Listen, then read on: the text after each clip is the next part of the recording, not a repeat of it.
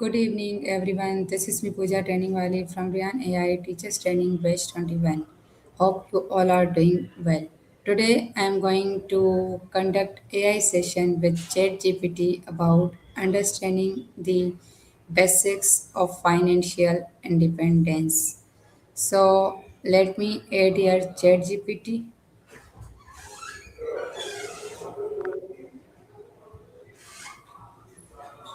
Hello, how are you? Hey, I'm doing really well. Thank you for asking. How about you? How's your day going so far? Yes, I am also good, and my day is going also very good. So, ChatGPT, today I have another topic to talk with you, and the topic is the basics of financial independence. That's a great topic. There's so much to unpack there, from freedom to make your own choices to having security in unexpected times. Is there a particular aspect you want to focus on, like budgeting, investing, or maybe passive income? Yes, I have questions about the basics of financial independence, that how one can become a financially independent and much more. So let's start our discussion on this topic, and I would like to start our discussion with a very simple question, that is, what does financial independence mean and why it is important in today's world? That's a really solid place to start. So, financial independence basically means having enough income or assets to cover your living expenses without relying on a paycheck. And it's so important today because it gives you freedom to choose what work you do, when you work, and a sense of security in case of emergencies. So, it really opens up a lot of life choices. Okay. Okay, so tell me, how can a person start their journey towards financial independence? Yeah, absolutely. I mean, it usually starts with a solid foundation, things like tracking your expenses, setting a budget, and getting rid of high interest debt. Then you begin saving consistently, building an emergency fund first. After that, you can look into investing, maybe start with low cost index funds or retirement accounts so your money begins working for you. It's a gradual process, but every step counts. Okay.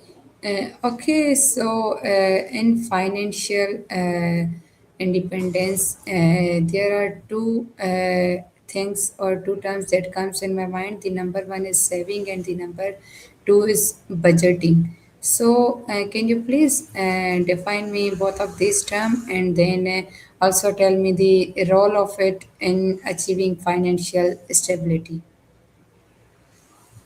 Of course. So, saving is essentially setting aside a portion of your income for future needs, like an emergency fund, big purchases, or investments.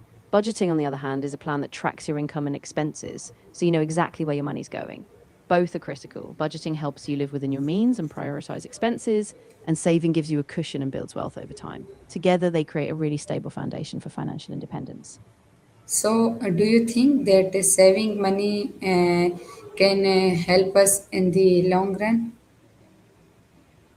Absolutely. Yes. Saving is like a seed. It might seem small at first, but over time it really compounds. It gives you a safety net, allows you to handle unexpected expenses, and it also creates opportunities like investing or starting a business. So, yeah, it's really a long term game changer.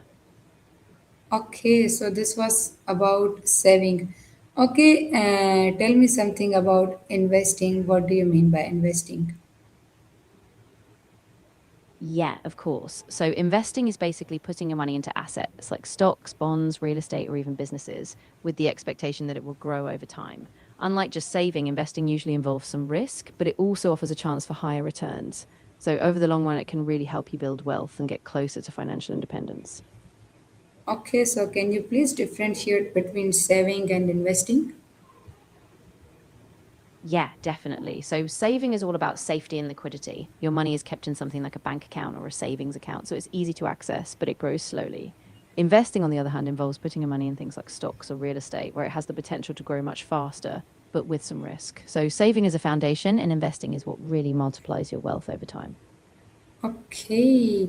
Okay, tell me, how can managing expenses lead to better financial health? Yeah, that's a great point.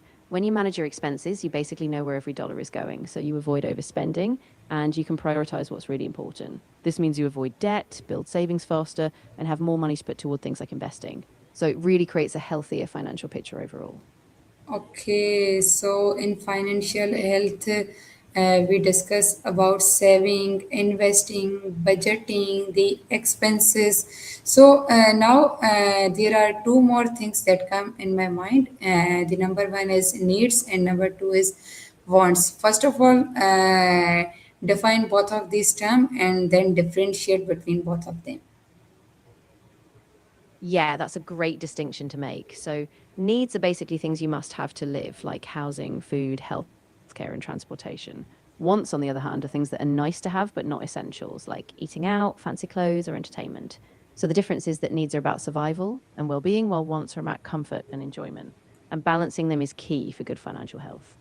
So you mean that needs are the basic requirements for survival that we have to complete anyhow, and the wants are the desire that increase day by day. Like we want good dresses, we want good mobile phones, good laptops, and a luxury life, luxury cars, luxury house, and so on. So these are the wants.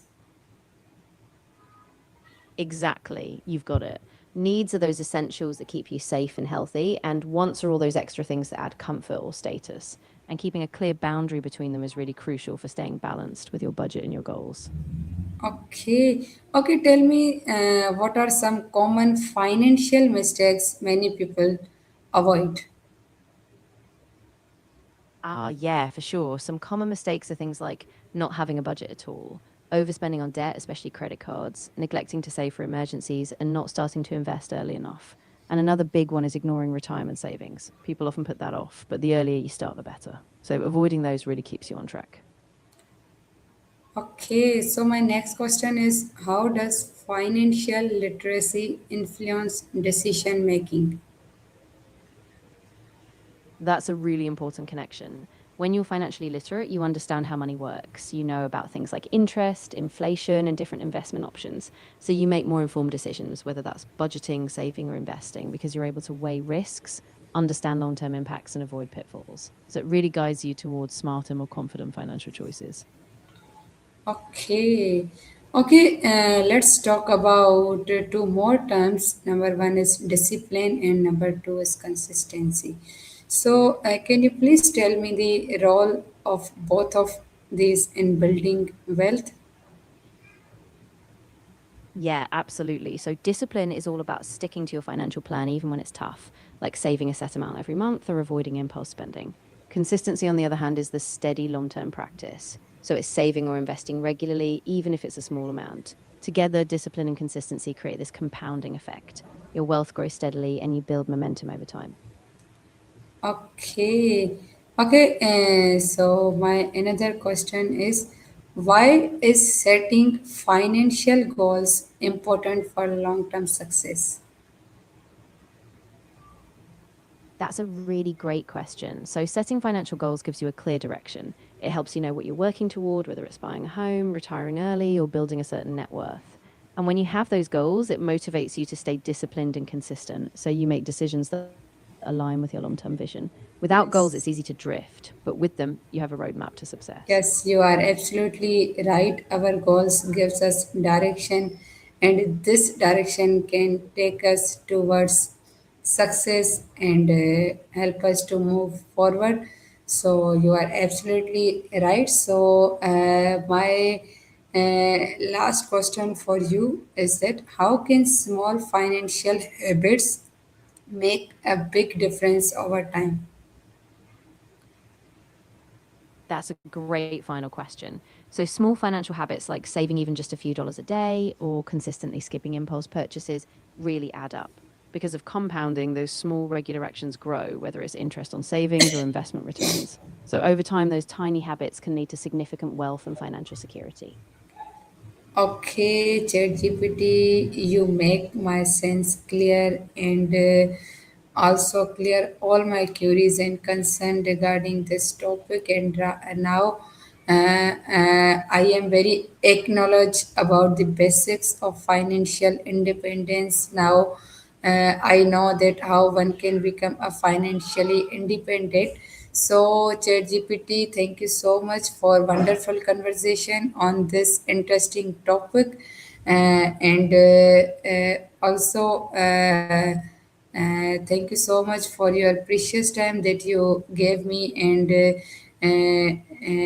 you came here to talk with me. So thank you so much for it, and inshallah we'll meet you very soon. Till then, Allah Hafiz. You're so welcome. I'm really glad I could help and that everything is clear now. It was such a pleasure talking with you. Take care, and I look forward to our next chat. Khuda Hafiz.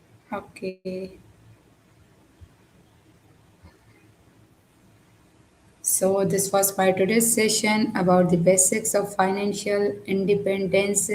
If you also want to become a financially independent, must watch this video till the end, because here we discuss all the aspects and all the areas of financial independence. So, if you will watch this video till end, this will definitely help you to become a financially independent.